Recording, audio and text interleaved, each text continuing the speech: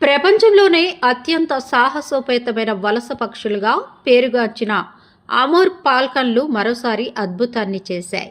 మణిపూర్ నుంచి బయలుదేరిన 3 చిన్న పక్షులు అపాపాంగ్, అలంగ్, ఆహు వేల కిలోమీటర్ల దూరాన్ని అత్యంత వేగంగా అధిగమించి ఆఫ్రికా ఖండానికి చేరుకున్నాయి.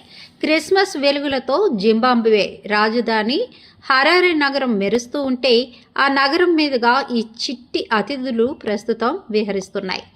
అపాపాంగ్ ఒక రికార్డు ప్రయాణం. శాటిలైట్ ట్యాగ్ కలిగిన అపాపాంగ్ అనే మగపక్షి అందరినీ ఆశ్చర్యపరిచింది.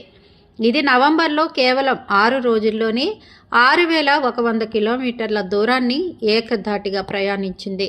అరేబియా సముద్రాన్ని, హార్న్ ఆఫ్ ఆఫ్రికాను దాటి నేరుగా కెన్యాలో వాలిపోయింది.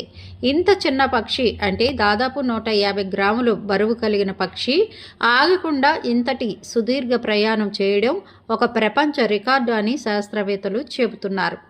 అలంగ్, ఆహు భిన్నమైన మార్గాలు.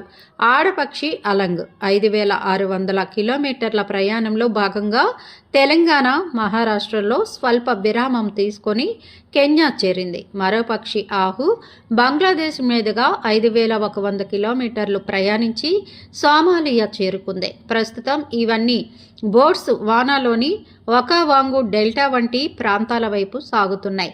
జీవ వైవిధ్యానికి దర్పణం wildlife institute of India శాస్త్రవేత్త సురేష్ కుమార్, ఐఏఎస్ అధికారిని సుప్రియా సాహు ఈ పక్షుల కదలికను నిరంతరం పర్యవేక్షిస్తున్నారు. ఖండాలను కలిపే ఈ వలస మార్గాల పరిరక్షణ ఎంత ముఖ్యమో ఈ పక్షుల ప్రయాణం మనకు గుర్తు చేస్తోంది.